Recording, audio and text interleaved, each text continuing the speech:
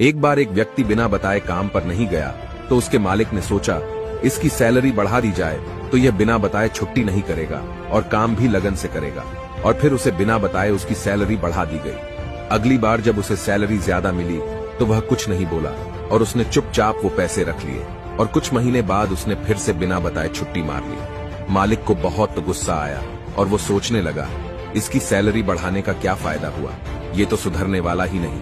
और फिर से उसकी सैलरी कम कर दी गई। फिर जब वह काम पर वापस आया तो उसे वही सैलरी दी गई जो उसे पहले मिलती थी। वह व्यक्ति चुपचाप रहा और इस बार भी कुछ नहीं बोला। मालिक को बड़ा आश्चर्य हुआ और उसने पूछा कि जब मैंने तुम्हारी एब्सेंट के बाद तुम्हारी सैलरी बढ़ा कर दी तब तुम कुछ नहीं बोले और आज मैंने तुम्हारे फिर से छुट्टी लेने पर तुम्हारी सैलरी कम करके दी, फिर भी तुम शांत हो, इसकी क्या वजह है? उस व्यक्ति ने जवाब दिया, जब मैंने पहले छुट्टी करी थी तब मेरे घर एक बच्चा पैदा हुआ था और आपने मेरी सैलरी बढ़ा कर दी तो मैं समझा कि अपर वाले ने बच्चे की बेहतर परवरिश का हिस्सा भेज दिया है।